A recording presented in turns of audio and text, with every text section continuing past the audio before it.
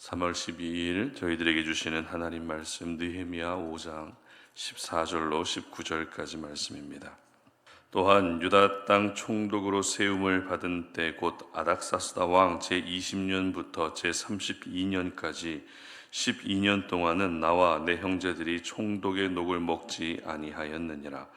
나보다 먼저 있었던 총독들은 백성에게서 양식과 포도주와 또 은 40세겔을 그들에게서 빼앗았고 또한 그들의 종자들도 백성을 압제하였으나 나는 하나님을 경외함으로 이같이 행하지 아니하고 도리어 이 성벽 공사에 힘을 다하며 땅을 사지 아니하였고 내 모든 종자들도 모여서 일을 하였으며 또 내 상에는 유다 사람들과 민장들 150명이 있고 그 외에도 우리 주 위에 있는 이방 족속들 중에서 우리에게 나온 자들이 있었는데 매일 나를 위하여 소 한 마리와 살찐 양 6마리를 준비하며 닭도 많이 준비하고 열흘에 한 번씩은 각종 포도주를 갖추었나니 비록 이같이 하였을지라도 내가 총독의 녹을 요구하지 아니하였음은 이 백성의 부역이 중함이었더라.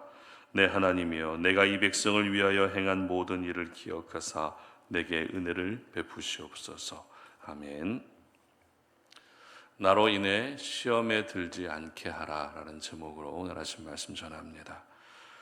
신앙생활 하면서 우리는 은혜로 충만해지는 때가 있는 반면에 신앙생활이 참 힘들다, 예수 믿는 것이 참 어렵다라고 생각이 드는 경우도 있습니다. 주로 이런 생각이 드는 경우가 언제인가 하면 시험에 들게 되면 이와 같은 생각들이 밀려 들어옵니다.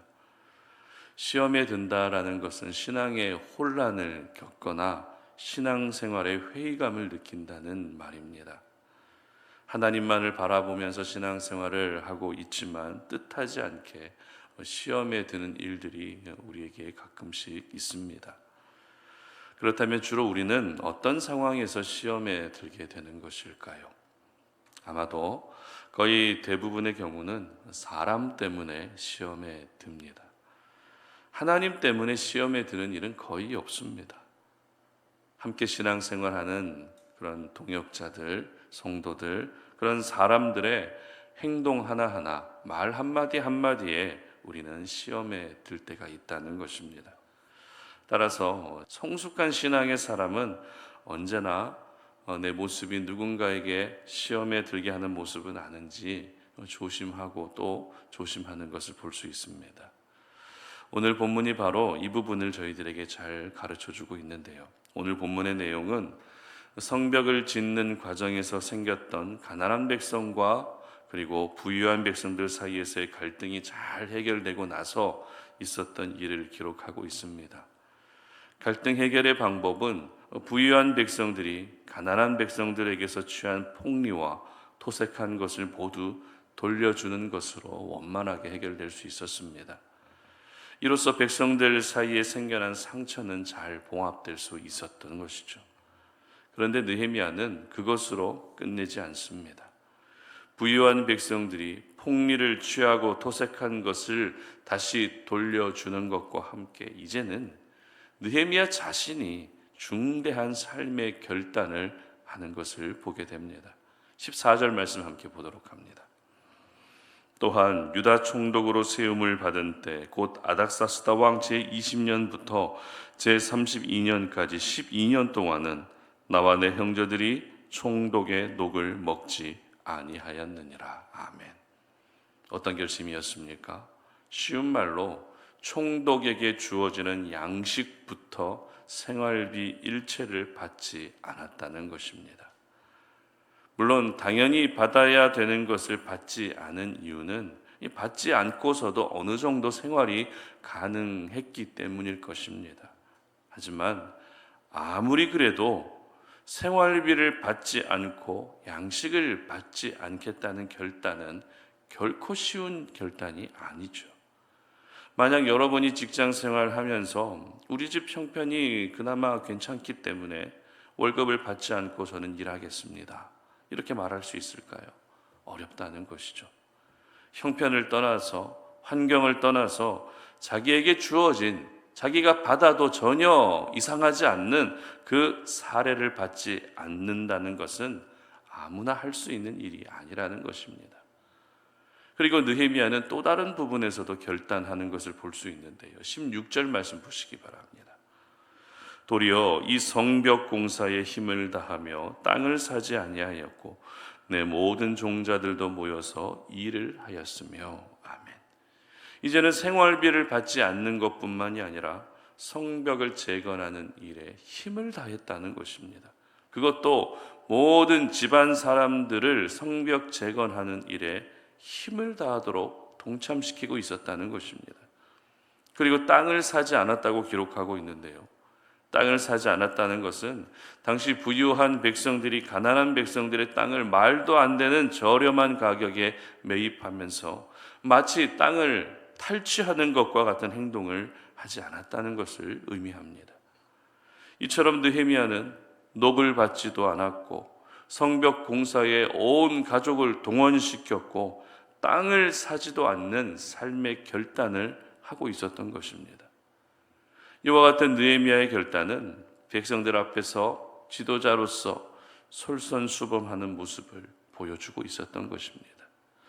그렇다면 느헤미야가 이와 같은 중대한 결단을 할 수 있었던 이유가 무엇이었을까요? 첫 번째 이유는 15절 하반절 말씀 보시기 바랍니다.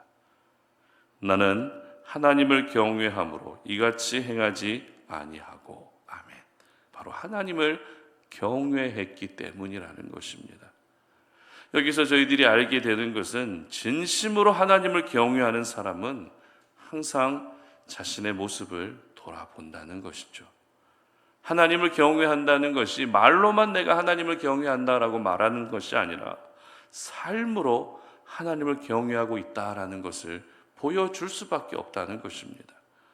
따라서 정말 하나님을 경외하는 사람과 형식적으로 하나님을 경외하는 사람은 그 삶에서 차이가 날 수밖에 없습니다.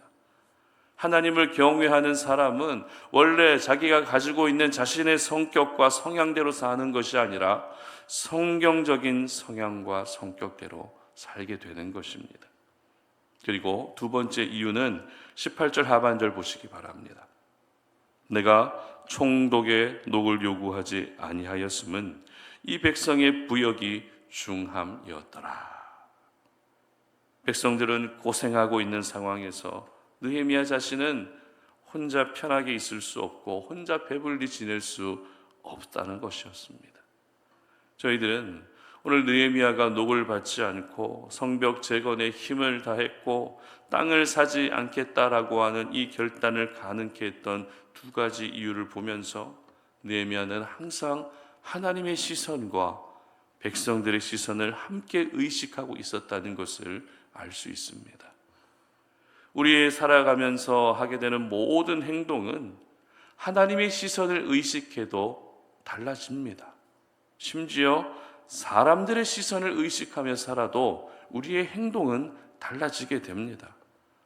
느헤미야는 총독을 맡고 나서 단순히 성벽을 재건해야 된다라고 하는 그 하나만을 생각했던 것이 아니라 성벽을 재건하는 과정에서 철저히 하나님의 시선을 의식했고 또 사람들의 시선까지도 함께 의식하고 있었던 것입니다. 이로써 느헤미야는 지도자임에도 불구하고 일반 백성들보다 더 수고하고 더 고생하며 더 가난하게 지냈던 것입니다. 저는 느헤미야의 이렇게 아름다운 결단의 모습을 보면서 느헤미야는 자신의 모습으로 인해서 사람들이 시험에 들지 않도록 신경을 쓰고 또 썼다라는 것을 알 수 있었습니다. 만약 백성들의 입장에서 우리는 고생하고 있는데 느헤미야는 일도 하지 않고 항상 자기 배만 배불리고 있다는 그 모습을 본다면 그들은 시험에 들 수밖에 없었을 것입니다. 아무리 지도자라 할지라도 같은 하나님의 백성이고 같은 민족이기 때문에 함께 수고하고 함께 고생하고 함께 고통을 분담하는 것이 지금까지 하나님께서 명령하신 공동체적 삶입니다. 하지만 공동체적 삶은 뒤로 하고 자신의 삶만 풍족하게 채워갔다면 아무리 신실한 백성들이라도 시험에 들 수밖에 없는 그런 상황이 펼쳐졌을 것입니다. 그런 점에서 느헤미야는 성벽을 재건하는 이 기간 동안에는 어떻게든 백성들이 분열되지 않고 하나가 되는 것이 가장 중요하다라는 것을 알고 있었던 것입니다. 그래서 자신의 삶을 내려놓을 수 있었던 것입니다. 그리고 더 수고할 수 있었던 것입니다. 그렇습니다. 하나님의 사람은 나로 인해 누군가가 시험에 들지 않도록 자신의 모습을 매 순간 돌아볼 수 있어야 합니다. 내가 하고 싶은 말만 하는 것이 아니라, 내가 하고 싶은 행동만 하는 것이 아니라, 나의 행동, 나의 그 말 한마디가 누군가에게 마음을 어렵게 하거나 누군가를 시험에 들게 하지 않는 내용일지 한번 생각해 보면서 진지하게 고민해 볼 수 있어야 한다는 것입니다.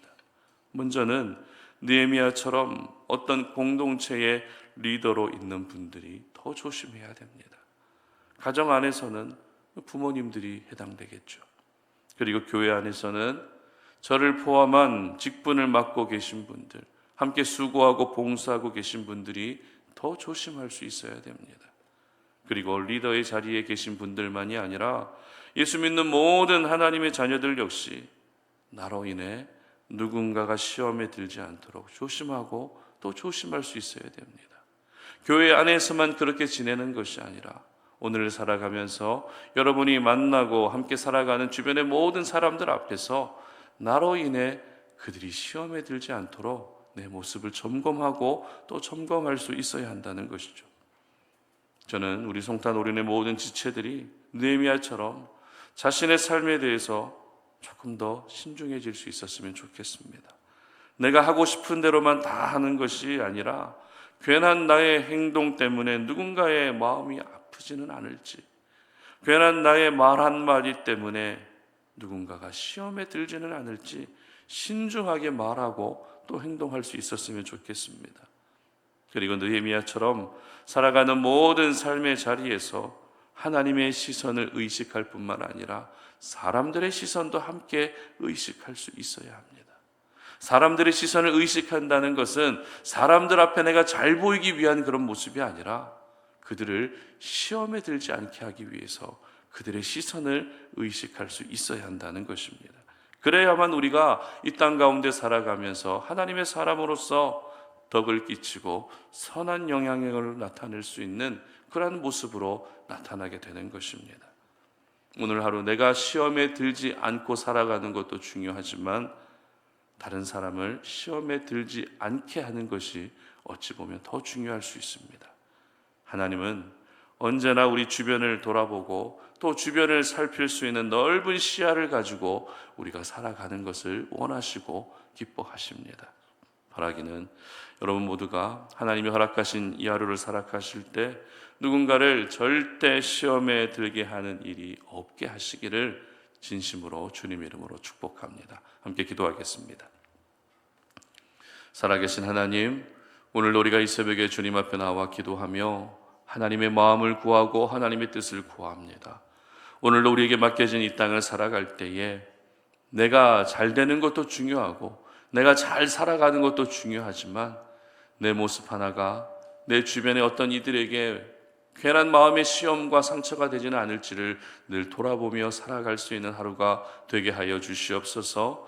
내가 하고 싶은 대로만 말하지 않게 하시고 내가 하고 싶은 대로만 행동하지 않게 하시고 나의 말과 행동이 누군가에게 시험에 들게 하진 않을지 주변을 돌아볼 수 있는 넓은 시야를 가질 수 있도록 도와주시옵소서. 내가 내려놓아야 될 부분들을 내려놓을 수 있게 하시고 나의 욕심들을 내려놓을 수 있게 하시고 나의 권리들도 내려놓을 수 있게 하여 주시어서 나로 인해 단 한 사람도 시험에 들지 않도록 나로 인해 오히려 하나님의 선한 것을 흘려보내고 하나님의 사람은 이렇게 살아간다라는 것을 보여줄 수 있는 주님의 신실한 백성들 되게 하여 주시옵소서. 감사드리며 예수님의 이름으로 기도드립니다. 아멘.